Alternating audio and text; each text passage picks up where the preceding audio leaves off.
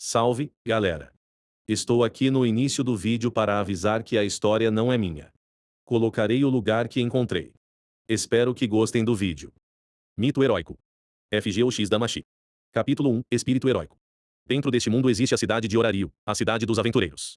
Mortais de todas as idades e raças viajam para esta cidade em busca de seus desejos e sonhos. Pois esta é a cidade das aventuras.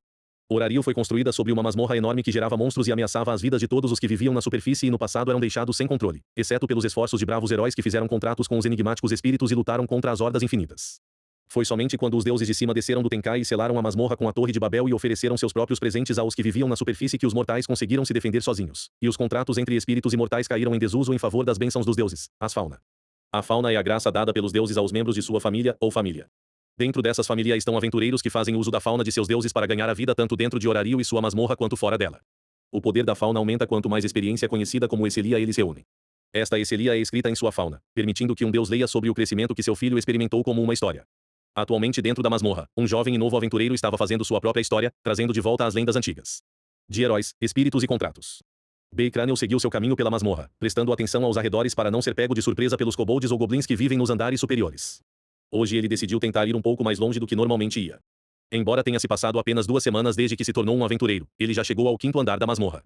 De acordo com sua conselheira da guilda, Eina Tully, a maioria dos aventureiros novatos ficava nos 2 primeiros andares e não ia mais longe sem preparação prévia. No entanto, sentiu que estava progredindo o suficiente para poder ir um pouco mais fundo, já que já conseguia lidar com goblins e kobolds nos 4 primeiros andares e queria uma mudança de cenário. Mas mesmo assim, nada saiu ainda. Ele murmurou enquanto olhava ao redor e coçava a nuca. Ele estava no 5º andar há pelo menos 1 hora, mas nenhum monstro havia aparecido até então. Alguém mais veio antes de mim? Ele se perguntou. Embora os monstros sempre nascessem dentro da masmorra, não era uma massa vomitando constantemente. Se outro aventureiro ou grupo de aventureiros limpasse uma área de monstros, levaria algum tempo até que mais nascessem. Devo tentar outro caminho?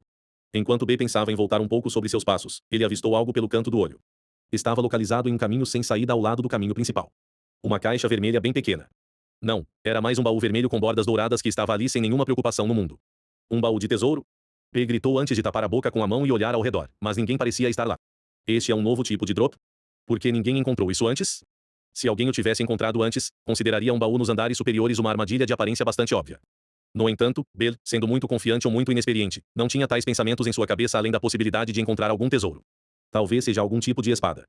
Ou talvez alguma armadura? Bell se perguntou esperançosamente enquanto se agachava na frente dela e colocava as mãos na caixa. Oh, não está trancada. E com um pequeno movimento, ele facilmente abriu a caixa e encontrou um lindo cálice de ouro. Embora ele estivesse um pouco decepcionado pelo fato de não ser algo como uma espada sagrada ou uma armadura invencível, o cálice o hipnotizou do mesmo jeito. No geral, era bem simples em forma, mas os detalhes gravados no próprio ouro eram incríveis. Uau! Ele não tinha ideia de quanto essa coisa valia, mas definitivamente não podia ser uma quantia pequena.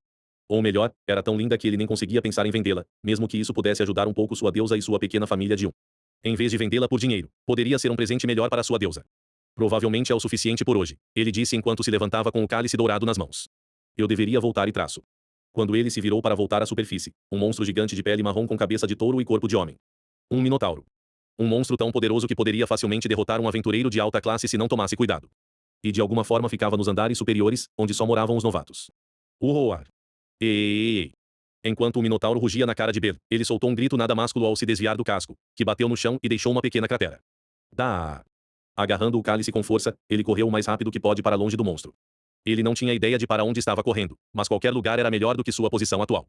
Infelizmente, ele acabou em um beco sem saída e se viu encostado na parede, com o minotauro olhando para ele. Oi! Ele soltou outro grito de medo enquanto segurava o cálice em suas mãos como se isso pudesse de alguma forma protegê-lo do monstro, mas ele sabia que era inútil. E assim, ele não pode fazer nada além de implorar com todas as suas forças. Alguém, me salve. E então, como se reagisse ao seu desejo, o cálice começou a brilhar. E uma voz calma e cheia de força ecoou pela masmorra. Servo, arqueiro. A seu pedido, fui convocado. Essa declaração foi imediatamente seguida pelo rugido de dor do minotauro, levando Bela a abrir ligeiramente os olhos. Na frente dele estava um homem com pele bronzeada e branco puro, não muito diferente do próprio Bel, vestindo uma armadura preta com um manto vermelho por cima. Em suas mãos havia um par de espadas, uma preta e a outra branca com algum tipo de desenho oriental. O homem estava olhando para B por cima do ombro com um sorriso no rosto. Eu pergunto a você. Você é meu mestre? Ele perguntou com uma voz cheia de alegria, como se estivesse se divertindo com alguma piada interna, enquanto B olhava para ele enquanto ainda segurava o cálice de ouro em seus braços. Eu. B não conseguiu fazer nada além de balbuciar para o homem que estava com um sorriso tão brilhante no rosto. Você parece alguém que perdeu a cabeça, disse o homem enquanto se virava para encarar o minotauro, que estava segurando um cotoco ensanguentado de um braço. Aguente firme enquanto eu derroto esse cara. Com velocidades muito mais rápidas do que B poderia esperar igualar, o homem lançou-se para a frente como uma flecha em direção ao Minotauro. O monstro rugiu em uma mistura sangrenta de dor e fúria enquanto balançava para ele com seu braço restante. O homem recebeu o golpe de frente com a lâmina branca em sua mão direita e cortou o braço da besta em seu comprimento, parando quando estava bem na frente do monstro e levantando sua mão esquerda com a espada negra, cortando o peito do monstro. Com esses dois golpes, o Minotauro cai para trás com um gorgolejo fraco, pousando no chão da masmorra com um baque alto enquanto se dissolvia em névoa negra. O monstro que B não conseguia nem tocar foi derrotado em um instante, e B só pode sentar e assistir com admiração enquanto o homem soltava suas lâminas, fazendo-as se estilhaçar em luz, e pegava uma grande pedra mágica roxa que havia sido deixada para trás pelo Minotauro. Você está bem aí? O homem perguntou enquanto se virava para B. Ah, sim. B disse enquanto rapidamente se levantava e abaixava a cabeça. Obrigado por me salvar. É o que eu faço, disse o homem enquanto jogava a pedra mágica em B. Pegar. Hein? Ou o quê? O cristal quicou nas mãos de B por um momento antes que ele conseguisse pegar traço-lo. Espera um minuto. Eu não aguento isso. B disse rapidamente. Você é quem o derrotou. Considere isso um presente, disse o homem, dando de ombros. Ou um pagamento inicial, suponho. Pagamento inicial? Não tenho a mínima ideia de onde estou, disse o homem enquanto olhava ao redor. E não consigo distinguir minha direita da esquerda por aqui. B olhou fixamente para o homem. Você está dizendo que não sabe como sair do calabouço? B perguntou enquanto o homem ria. Suponho que sim, o homem respondeu com um encolher de ombros. Importa-se de liderar o caminho? Você pode ficar com o cristal como agradecimento. Eu ainda acho que isso ainda é muito para pagamento.